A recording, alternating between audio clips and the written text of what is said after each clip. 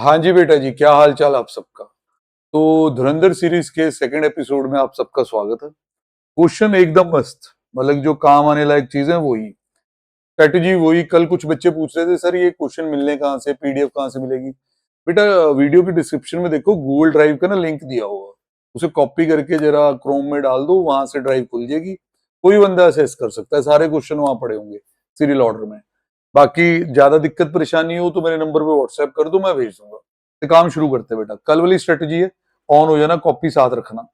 पहले क्वेश्चन की रीडिंग होगी फटाफट से। मिस्टर रमन 46 ईयर का है, रेजिडेंट इंडिविजुअल है, बिजनेस है इसका manufacturing specialised industrial components. Financial year 25-26 में इसका नेट प्रॉफिट इतना आ रखा है 65 लाख का। स्क्रूटनी की गई इसके पी एंड एल की, depreciation as per books 8 lakh रुपए, वीआरएस 15 लाख रुपए जो पे किया एम्प्लॉय को वो यहाँ डेबिट कर दिए। 35 डीडीए माइंड में ऑन हो जाना चाहिए। जितना पे करोगे उतना अगर डेबिट कर दोगे तो डिडक्शन नहीं है भाई, डिडक्शन 1/5 की है।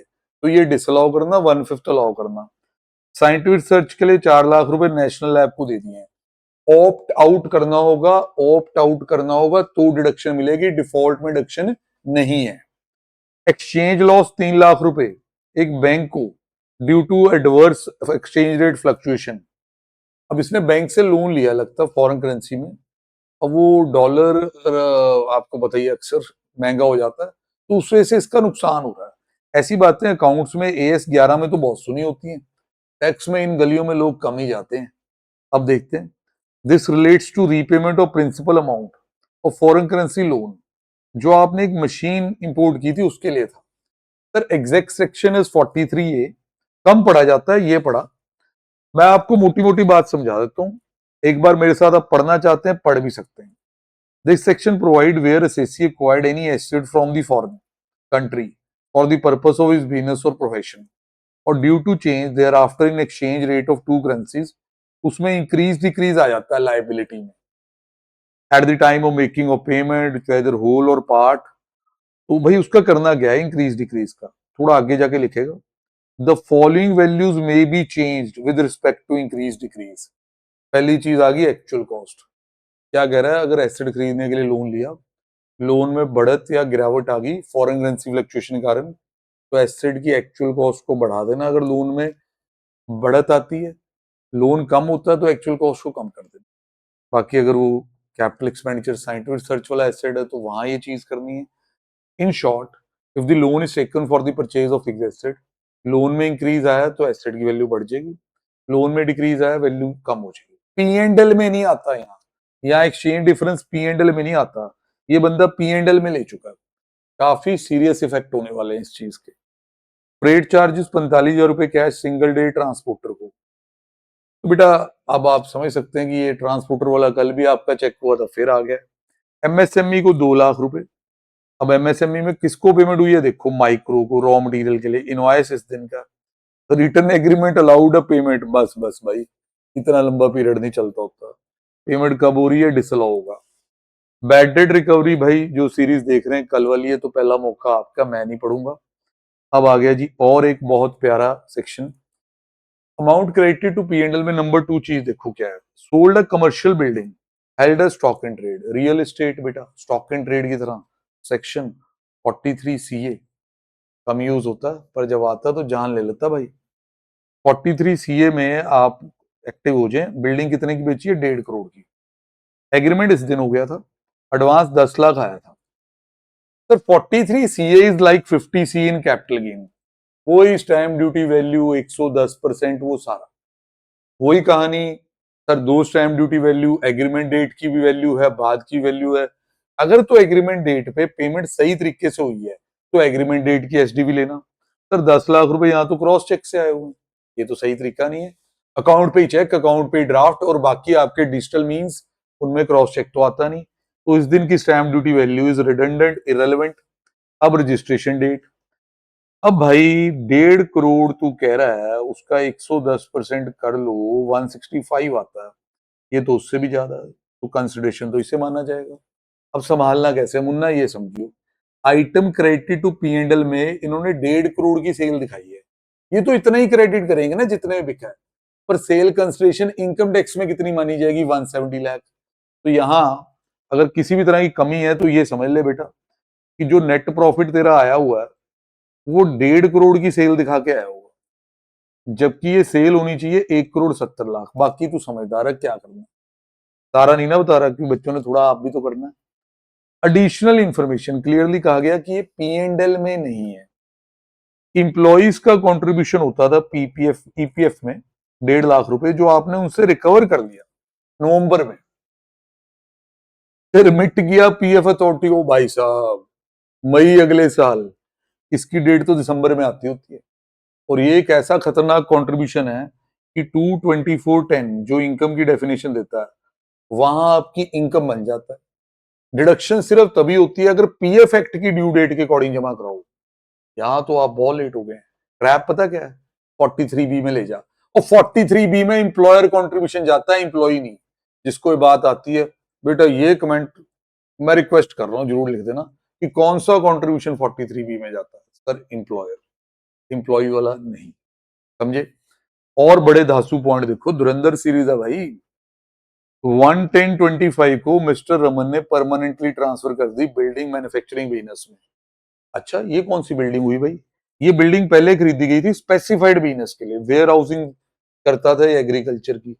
100% डिडक्शन ले ली थी 35AD में, 23-24 में, 23-24, 24-25, 2 साल वहां रही, फिर इधर आ गई।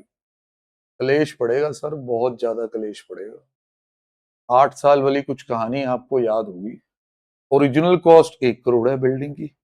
अब नए इधर वाले बिजनेस में आ भी गई, यहाँ ये डेप्शन भी मांगेगा, और उससे पहले डीम्ड इनकम बनेगी सर 35AD में।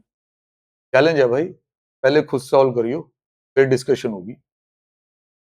बाकी मेरी एग्जिस्टिंग ओपनिंग WDV जो है वो 40 लाख है प्लांट मशीनरीज की। ठीक है, ये प्लांट मशीनरी है भाई, ध्यान रखेंगे। इसमें क्लेश पड़ेगा एक्सचेंज वैल्यू का, वो जो इधर ऐड होनी है आप P&L में ले गए। अब कहता है PGBP में इनकम निकाल दो रमन की, ये मान के कि वो डिफॉल्ट में टैक्स दे। भाई डिफॉल्ट में है, डिफॉल्ट में, ऑप्ट आउट नहीं कर रखा इसने। अब आपको बताइए कि टाइम किस चीज का आ चुका है। पूरी ईमानदारी से वीडियो को पॉज कर दें, ड्राइव में से PDF डाउनलोड करें, या आप कहते हैं जी पता नहीं चल रहा, तो कोई नहीं, वीडियो को इतना देख लें, पीछे बैक कर लें, पॉइंट वाइज देखते चले। आंसर वाला पार्ट नहीं, तो आप ईमानदारी से अपना काम करो। अब जब वीडियो प्ले करोगे तो मैं आंसर डिस्कस कर रहा हूँ। चलिए जी, मानते हैं कि आपने ईमानदारी दिखाई, अब आंसर दिखाने का टाइम आ गया। सर सबसे पहले depreciation as per books disallowed हुई है। VRS के 12 लाख डिसअलाउ हुए हैं। सर आप 15 लाख डिसअलाउ करके नीचे 3 लाख माइनस कर दो, यहाँ 35 DDA लिख दो, 1/5 अलाउ करना, तो नेट इफेक्ट यही है। नेशनल लैब लूप कुछ अलाउड नहीं, क्योंकि आपने ऑप्ट आउट नहीं किया हुआ, तो आउटसाइड कंट्रीब्यूशन साइंटिफिक रिसर्च में अलाउ नहीं होगा, डिसअलाउ होता हुआ। फॉरेन एक्सचेंज जो लॉस है आपका, वो जो लोन आपने लिया हुआ था भाई, उस पे करेंसी में जो फ्लक्चुएशन आई है वो एसेट में जाएगी, डिसअलाउड। ट्रांसपोर्टर को ज्यादा पेमेंट कर बैठे हैं, डिसअलाउड। MSME वाला 43B आपसे नहीं फॉलो हुआ, डिसअलाउड। यहां तक तो पॉइंट सीधे हैं, ये तो तुम्हारे ठीक होने चाहिए मुन्ना। अब जो आपने क्रेडिट नहीं किया पर होना चाहिए था, इंप्लॉय कंट्रीब्यूशन 1.5 लाख रुपए, चेक करवा दें बच्चों को। सर सर ये 1.5 लाख की बात हो रही है, इसको डिडक्शन अब कभी नहीं मिल सकती, ये बहुत लेट हो गया है। फिर उसके बाद जी जो ये डीम्ड इनकम निकालनी है 35AD और 7B की, सर ये मैं अच्छे से समझा दूंगा। पहले 43CA चेक कर लो, वहां उसने 1 करोड़ 70 लाख सेल दिखानी थी, 1.5 करोड़ दिखाई हुई है, उसके 20 लाख आपके ऐड हो रहे होंगे, आपको भी अच्छा लग रहा होगा। बैड डेट्स वगैरह की बात कर देंगे, डेप्शन की बात भी कर देंगे, पहले 35AD की डीम्ड इनकम पे चलते हैं। सर बहुत आसान होता है। सर ये डीम्ड इनकम ऐसे आती है कि मान लो ये डिडक्शन ना ली होती, तो 1 करोड़ की डिडक्शन ना मिली होती, 1 करोड़ है भाई समझ लेना। अगर ये डिडक्शन ना ली होती तो डेप्शन तो मिली होती, 23-24 में भी डेप्शन मिलती। बिल्डिंग है वेयर हाउस की, अदर देन रेजिडेंशियल बिल्डिंग है, 1 करोड़ में से 10 लाख यहाँ माइनस हो जाते हैं, 90 लाख आ जाता है। फिर 23-24 के बाद 24-25 भी है, क्योंकि 25-26 में आप इधर आए हैं, 10% और लेस हो जाते हैं। मतलब अगर वो ये कहे कि 1 करोड़ वापस कर डिडक्शन, क्यों भाई, अगर मैं तेरे से डिडक्शन ना लेता तो तू क्या मेरे को डेप्शन भी ना देता? तो मैं ऐसे कहता हूँ ये ले अपनी डिडक्शन वापस, डेप्शन दे मेरे को अब। तो उससे प्रूव होता है कि मेरे पास ज्यादा डिडक्शन 81 लाख की चलेगी, वो 81 लाख तू मेरी इनकम मान ले। भाई इस साल आप ऑप्ट आउट कर बैठे हैं, इससे कोई सॉरी डिफॉल्ट रिजीम में, इससे कोई फर्क नहीं पड़ेगा। पहले आपने डिडक्शन ली हुई है, इस वक्त आप जेडी मर्जी रिजीम में बैठो, ये इनकम वापस करनी होगी। अगर किसी ने ये ठीक कर दिया, वो अपने आप को शाबाशी दे, खुश हो कि कुछ कैंट वाला कितना आज, ठीक है। कोई बात नहीं, जो नहीं भी हुआ तो इसके रिगार्डिंग में डिटेल्ड हमने यहाँ पे आपको दिया हुआ है। यहाँ देखें, ये सारा आपको अच्छे से दिख जाएगा, डीम्ड इनकम, ठीक है। अब डेप्शन के वक्त भी यदि बात होगी, सर डेप्शन की बात लगे हाथ कर लो। अच्छा सर, जब ये बिल्डिंग नॉर्मल बिजनेस में आ गई तो इसकी कीमत 81 लाख मानी जाएगी नॉर्मल बिजनेस। यहाँ देख सकते हैं आप, प्रोविजो 13, एक्सप्लेनेशन 13 टू 43 1 ये कहता है कि एक्चुअल कॉस्ट नॉर्मल ब्लॉक में इस बिल्डिंग की 81 लाख होगी। There you can claim the normal depreciation. ये बच्चा बिल्कुल भूल सकता है, बच्चा ऐड कर देगा, नॉर्मल डेप्शन उसकी रह जाएगी। एक ये पॉइंट। दूसरा, आपकी प्लांट मशीनरी यहाँ कहीं रो रही थी कि मैं भी हूं 40 लाख की। इस 40 लाख की मशीन के अंदर आपने वो जो लॉस हुआ है वो भी कैपिटलाइज करना।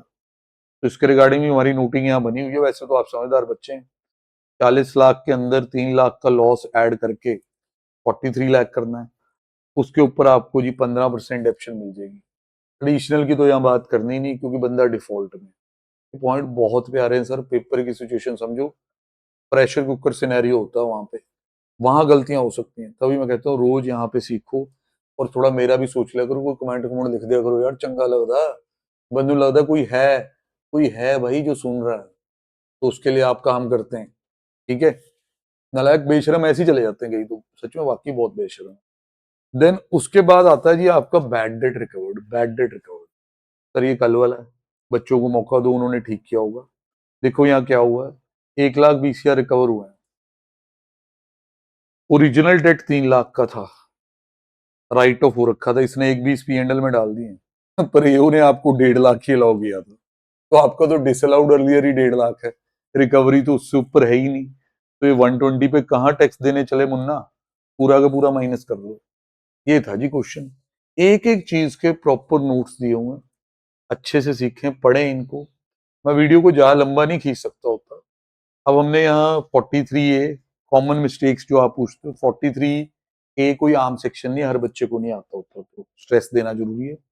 43CA का क्रॉस चेक, इसमें बच्चे गलत कर देते हैं, cross check is not the prescribe mode. फिर आपको डिफॉल्ट रिजीम के अंदर ये नहीं मिलेगा साइंटिफिक सर्च। बैड डेट्स का तो रोज ही होता है। एम्प्लॉय पीएफ की बात आज हमने की, ठीक है जी। All the best, hopefully you are enjoying the series. If enjoying the series तो भाई प्लीज कमेंटों की बारिश होनी चाहिए। डन है, डन है, डन है। चल भाई चल, निकल।